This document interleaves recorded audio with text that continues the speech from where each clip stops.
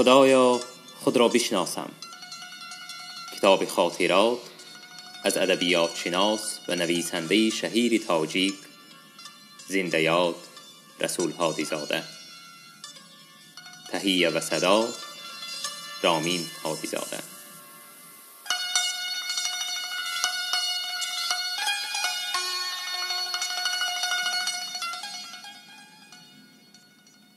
از ایلینکا به شهر. در اول ژانویه سال 1953 اسپرانت کامل حقوق اینستیتوت شرقشناسی مسکو شدم و من از خوابگاه عمومی اسپرانت ها جای دادند. عمارت 3 آشیانه خوابگاه در منطقه اقامتگاهی اکادمی واقع شده و از کوارتیره ها عبارت بود. هر کوارتیره 3 خانه، آشخانه و حمام و دستشویی گزی داشت. در هر خانه برای 3-4 نفر جای خواب بود. جایهای مسکونی اطراف خوابگاه ما در آن سالها جنوب غربی آخری حدود مسکو حساب می شد. از متروی کالوشسکایا، حالا اکتبرسکایا که برآمدیم به طرف خوابگاه یک اتوبوس می رفت. از میدان نزد مترو کوچه‌ای سر می شد به نام کالوشسکایا شاسه تا کالوشسکایا زاستاوا، حالا میدان گاگارین. از دو طرف کوچه عمارت‌های استقامتی قد کشیده بود. از کالوشسکایا زاستاوا دشت ناپیدا کنار گشاده می شد که هر جای آن عمارت‌های نوساخت مثل کوه پاره‌ها به نظر می نمود.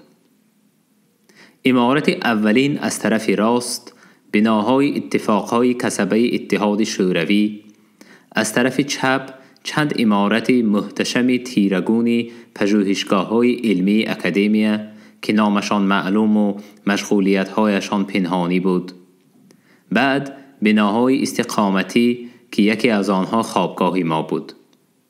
در سر راه ما عمارت زیبای 5 آشیانه واقع بود که در آن اعضای اکادمی از جمله برتلس اقامت داشتند. از نزد همین خانه بنای 37 طبقه دانشگاه دولتی مسکو مثل قصری آسمان خراش افسانوی نمودار بود.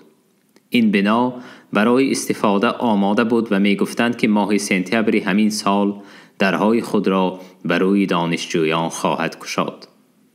باشندگان خانه ما همه نمایندگان علوم انسانی بودند. فیلسوف زفتور از مولداوا، کتلاف در تاریخ کشورهای عرب، موکش تولگینف در ادبیات معاصر قرقیز.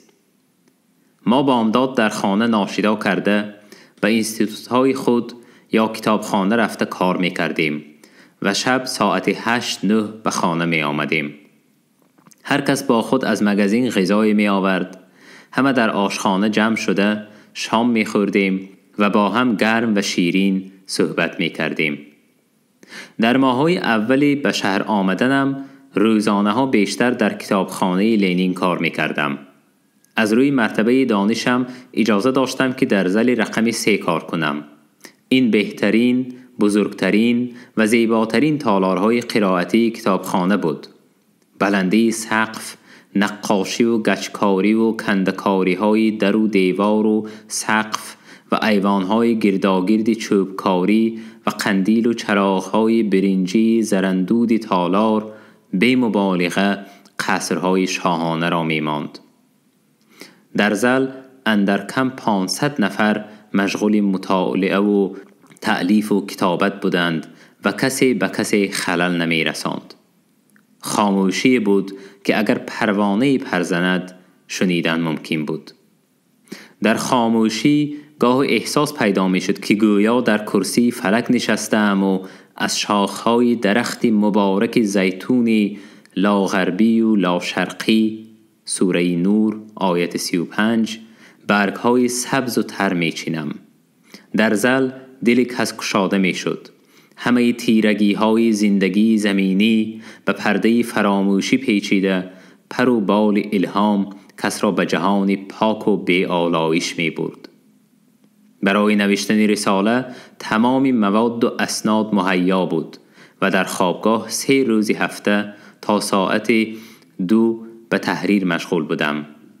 در این ساعتها هم خانه ها نبودند و خللی به کاری من نمی رسید. روزهای دیگر در کتابخانه لنین به خواندن ادبیات شرق و غرب مشغول بودم. از آنجا که در دانشگاه کرسی ادبیات غرب را نشنیده بودم، بیشتری وقت را به آموختن ادبیات اروپایی، خصوصاً ادبیات قرن 19 و ادبیات معارف پروری فرانسه می گذرانیدم. گذشته از این، در نزد فاکولته فیلولوژی دانشگاه مسکو شبانه لکتوری تاریخ ادبیات غرب به پول شنوندگان گشاده شد. من هم به این لکتوری بلیت شنوندگی را خریده هر ماه 2 بار در لکسیه های عالمان زبردست مسکو مثل انیکست، ماکولسکی، دینیک اشتراک می کردم. دیرتر از اینستیتوت به عنوان دکانت فاکولته فلسفه دانشگاه مسکو نامه گرفته همچون شنونده آزاد از تاریخ و نظریه استتیک لکسی پروفسور دینیک را گوش کردم. در مسکو باز یک جهانی معنوی باز شد. این جهانی هنر و زیبایی، تئاتر و موسیقی بود. من آثار تصویری موزه‌های مشهور مسکو، گالری ترتکوفسکی و موزه پوشکین را بارها تماشا کردم، آموختم.